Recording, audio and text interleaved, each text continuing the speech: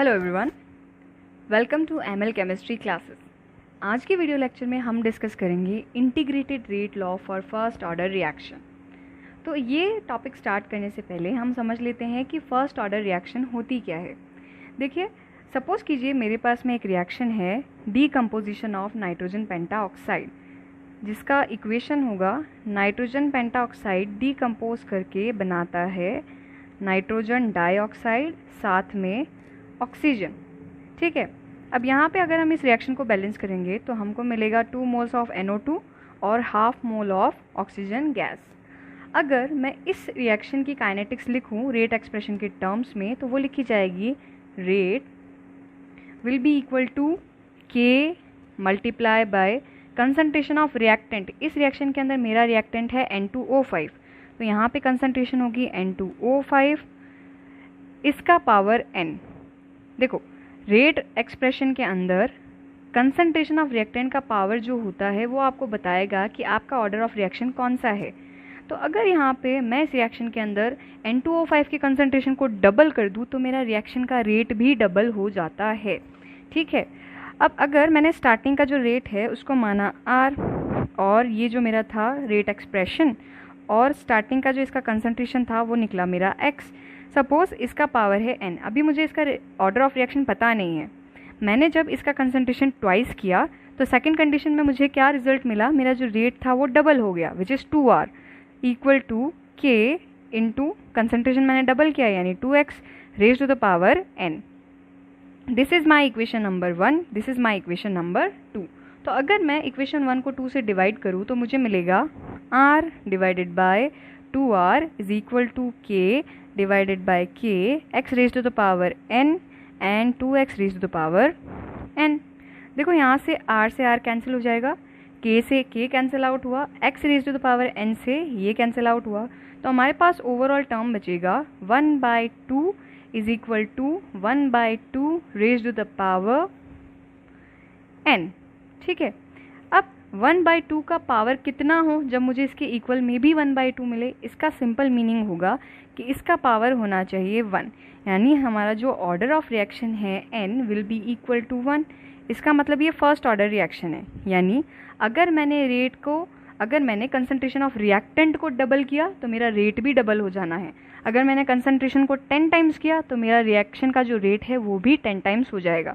तो सिंपली मैं ऐसा बोल सकती हूँ कि मेरा रेट ऑफ रिएक्शन किस पे डिपेंड कर रहा है, it depends on concentration of reactant का power 1। This is what we call first order reaction. यानी फर्स्ट ऑर्डर रिएक्शन का एक सिंपल डेफिनेशन क्या होगा, the reaction whose rate depends on the first power of reactant is known as first order reaction. So I hope first order reaction का introduction आपको clear हो गया होगा। अभी हमको इंटीग्रेटेड रेट लॉ लिखना है। देखो, रेट लॉ हम दो तरीके से लिख सकते हैं, एक डिफरेंशियल इक्वेशन के टर्म्स में और एक मैं लिख सकती हूँ रेट एक्सप्रेशन के टर्म्स में। ठीक है, तो फर्स्ट मैंने मान लिया, जैसे सपोज कीजिए मेरे पास एक रिएक्शन था, इसके अंदर जो मेरा रिएक्टेंट है वो है R, और ये रिएक्टेंट कोई रिएक्शन करके प्रोडक्ट P के अंदर कन्वर्ट हो रहा है। अब इनिशियली जब मैंने रिएक्शन वैसल के अंदर ये रिएक्टेंट लिया था तब कोई रिएक्शन स्टार्ट नहीं हुई, अभी मेरे पास में 100% रिएक्टेंट ही है, तो ये मैं मान लेती हूँ initial time and T is equal to 0।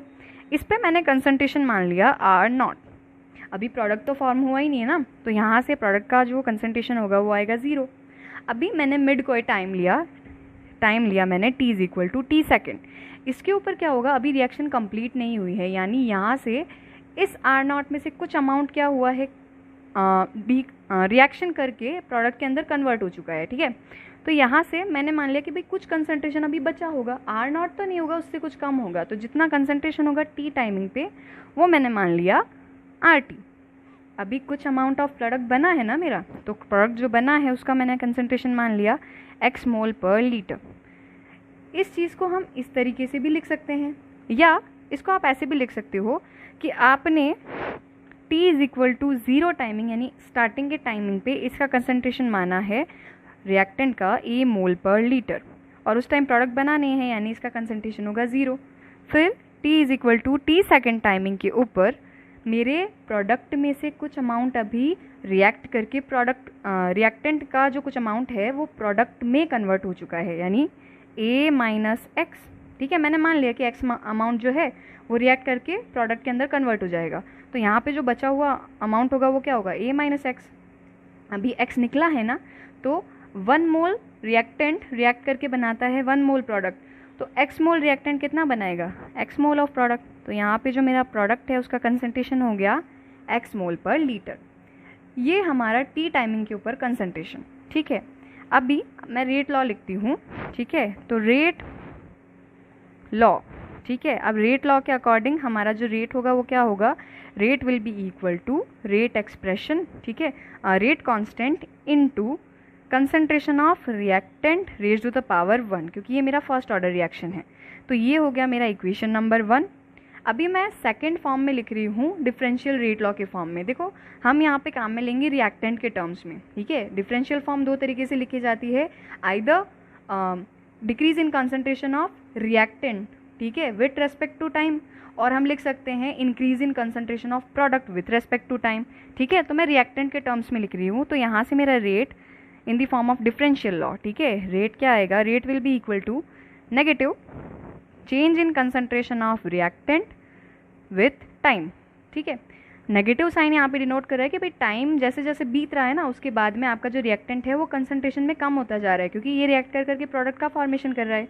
ठीक है, तो ये हो गए हमारे दो इक्वेशंस। देखो ये भी रेट है, ये वाला भी रेट है, यानी कि दोनों जो इक्वेशंस हैं वो इक्वल हो जाएंगी।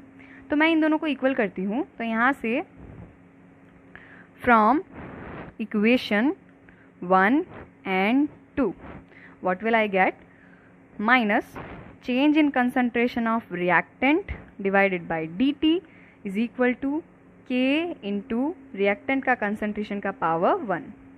अब यहाँ से मैं dt के टर्म को इधर शिफ्ट कर रही हूँ राइट साइड में, और r को मैं इसके नीचे डिनोमिनेटर में शिफ्ट करती हूँ। तो मुझे यहाँ से मिलेगा minus 1/r dr is equal to K dt। ठीक है, नेगेटिव टर्म को, नेगेटिव साइन को मैं इधर शिफ्ट कर रही हूँ, तो यहाँ से मुझे मिलेगा 1/r into D R is equal to minus का के dt। ये मेरा एक इक्वेशन हुआ। ठीक है, अभी मैं इस इक्वेशन का इंटीग्रेशन कर देती हूँ। ठीक है, तो integrating this equation what we will get, so I am integrating this equation. हमें लास्ट में अभी मिला था 1/r D R is equal to minus K D T. ठीक है, इसका भी मुझे क्या करना है, इंटीग्रेशन करना है। अच्छा, लास्ट टाइम पे हमने इनडेफिनेट इंटीग्रेशन किया था, आज मैं डेफिनेट इंटीग्रेशन कर रही हूँ। तो यहाँ से मुझे क्या मिलेगा, 1/r D R is equal to minus K D T. देखो टाइम्स जब स्टार्टिंग का था तब मेरा जो रिएक्टेंट था उसकी कंसंट्रेशन R0 थी, उसके बाद में कंसंट्रेशन RT चली गई। तो यहाँ पे लिमिट क्या लगेगी कि चेंज इन कंसंट्रेशन हो रहा है फ्रॉम R0 टू RT। ठीक है, और टाइम जा रहा है 0 सेकेंड से t सेकेंड तक। ठीक है, तो यहाँ से मेरा जो डिफरेंशिएशन इंटीग्रेशन होगा उसका आंसर आएगा या सॉल्यूशन होगा। अब देखिए ये वाला फॉर्मूला, इसका मैं इंटीग्रेशन बताती हूँ किस तरीके से होगा। अगर आपको दिया गया हो 1/x dx, ठीक है, इसका इंटीग्रेशन दिया जाए तो इसका सॉल्यूशन होता है natural log x। This is the solution for this formula. अगर आप इसको कंपेयर करो तो देखो 1/r 1/x dr dx, यानी इसका भी जो इंटीग्रेशन होगा वो नेचुरल लॉग r के टर्म्स में होगा। तो यहाँ से मेरा सॉल्यूशन निकलेगा natural log concentration of r, लेकिन इसका लिमिट कहाँ से कहाँ तक लगेगा, R0 से R टोटल। ठीक है, RT टी टाइमिंग के ऊपर जो कंसंट्रेशन है वो इक्वल, देखो माइनस साइन बाहर आ जाएगा, k एक कांस्टेंट है, कांस्टेंट का इंटीग्रेशन कांस्टेंट ही रहता है, यानी k। अभी t का जो इंटीग्रेशन होगा dt का वो t आएगा, लिमिट लगेगी 0 से t। ठीक है, अब यहाँ से आगे सॉल्यूशन कैसे होगा, हम क्या करते हैं upper limit minus lower limit. ठीक है, तो ये आएगा नेचुरल लॉग, अपर लिमिट कितना है RT माइनस लोअर लिमिट कितना है R0 which is equal to minus K upper limit t minus K lower limit 0। तो यहाँ से मेरे पास क्या बचेगा, natural log RT minus natural log R0 is equal to minus KT। ठीक है, this is the integrated equation for first order reaction. ठीक है, अब यहाँ पे मेरे पास नेचुरल लॉग है। ठीक है, नेचुरल लॉग को मैं लॉग बेस 10 में कन्वर्ट करती हूँ, तो उसके लिए हमको 2.303 से मल्टीप्लाई करना होगा। तो इस इक्वेशन को मैं इस तरीके से भी लिख सकती हूँ, 2.303 log base 10 RT minus 2.303 log base 10 R naught, it will be equal to minus of KT। ठीक है, अब यहाँ से हम एक काम करते हैं, इसमें से 2.303 को कॉमन ले लेते हैं। तो यहाँ से फाइनल जो इक्वेशन थी वो हमारे पास में आ गई थी 2.303 log base 10 RT concentration at time t minus 2.303 log base 10 concentration at initial timing, it was equal to minus KT। अच्छा, एक चीज़ करते हैं, यहाँ पे मैं इस नेगेटिव वाले जो साइन है उसको मैं इधर शिफ्ट करती हूँ और 2.303 को कॉमन ले लेती हूँ। तो यहाँ से मेरे पास क्या बचेगा, देखो 2.303 तो मैंने कॉमन ले लिया। जब नेगेटिव इससे मल्टीप्लाई होगा तो ये जो नेगेटिव टर्म है ये तो पॉजिटिव हो जाएगा, यानी log बेस 10 R नॉट। ठीक है, ये तो हो गया पॉजिटिव, और ये जो पॉजिटिव टर्म था ये अभी नेगेटिव में कन्वर्ट हो जाएगा। तो यहाँ से मुझे मिलेगा minus log base 10 concentration at time t। ठीक है, और ये पूरा इक्वल होगा किसके, प्लस के KT, क्योंकि माइनस तो उधर जा चुका है। ठीक है, 2.303 को अगर नीचे लेके जाएं तो यहाँ से हमको क्या मिलेगा, log base 10 concentration of reactant at time t is equal to 0, यानी initial timing, minus log base 10। ठीक है, concentration of reactant at time t will be equal to KT divided by 2.303. This is the most important integrated rate law for first order reaction. Maximum question, चाहे आप board के students हो, चाहे आप NEET की preparation करें, चाहे आप जेई की प्रिपरेशन करें, मोस्ट ऑफ द स्टूडेंट्स के जो मोस्ट क्वेश्चंस हैं वो यहीं से सॉल्व हो जाने हैं। ठीक है, तो मोस्टली आपको ये जो इक्वेशन है ये तो ध्यान में रखनी है। स्टूडेंट्स को एक चीज़ पक्का फोकस करके रखनी है कि zero order first order reaction के लिए जो ये इक्वेशंस आती हैं वो आपको बाय हार्ट होनी भी चाहिए, उनका डेरिवेशन भी आपको आना चाहिए और बाय हार्ट भी होनी चाहिए। ठीक है, तो ये हो गई आपकी इंटीग्रेटेड रेट इक्वेशन। अच्छा, मैं इसको एक और टर्म में भी लिख सकती हूँ। आपने एक फॉर्मूला पढ़ा होगा, log base 10 A minus log base 10 B is equal to, इसका सॉल्यूशन क्या होता है, log base 10 A divided by B। ठीक है, तो ये सॉल्यूशन होता है इस वाले इक्वेशन का। तो यहाँ से देखें, अगर हम इन दोनों को कंपेयर करें तो ये भी तो कुछ ऐसा ही है। ठीक है, a माइनस बी वाला टर्म, तो मैं इसको a अपॉन b के टर्म्स में लिख देती हूँ। तो यहाँ से मुझे क्या मिलेगा, log base 10 initial concentration divided by concentration at time t। So this will be equal to what, KT upon 2.303। This is important equation number 2। ठीक है, ये दोनों इक्वेशन आपको ध्यान में रखनी है। नंबर एक बात, अच्छा, आप अगर NCERT और अदर जो कंपटीशन एग्जाम्स की बुक्स देखेंगे तो इनके अंदर ना इसको एक्सपोनेंशियल फॉर्म में भी कन्वर्ट किया हुआ है। अब उसको कैसे करेंगे, जनरली क्या होता है, मैथ्स के बच्चों को तो फॉर्मूलाज पता होते हैं। ठीक है, बायो के बच्चे एक फॉर्मूला ज़रूर अच्छे से ध्यान में रखें। ठीक है, फॉर्मूला क्या होता है, देखिए, जैसे सपोज़ कीजिए मेरे पास ऐसा है कि लॉग है और उसके बेस में सपोज़ कीजिए ई होगा। ठीक है, जब भी लॉग आपके पास लिखा हो, यहाँ जो सबस्क्रिप्ट में होता है उसको हम बोलते हैं बेस। ठीक है, तो लॉग का बेस ई है। यहाँ जो ऊपर की तरफ होता है, सपोज़ कीजिए यहाँ पे x है, तो मैंने इस x को बोल दिया, ये जो x होता है इसको आप बोलते हो आर्ग्यूमेंट। ठीक है, और इसका सॉल्यूशन सपोज़ कीजिए y होगा। ठीक है, इसको आप बोलते हो एक्सपोनेंट, दिस इज़ एक्सपोनेंट। ठीक है, तो अगर मैं इसको एक्सपोनेंशियल फॉर्म में कन्वर्ट करूँ तो इसका सॉल्यूशन क्या होगा, ध्यान से देखिएगा, e raise to the power y will be equal to x। ठीक है, this is the solution of the above equation. ठीक है, ये चीज़ आपको ध्यान में रखनी है। तो अभी ना हम इनको कंपेयर करते हैं। देखो आप, अब यहाँ पे एक चीज़, मैंने ना इसको log बेस 10 में कन्वर्ट किया हुआ है, तो इस इक्वेशन को मैं एक और फॉर्म में लिखती हूँ।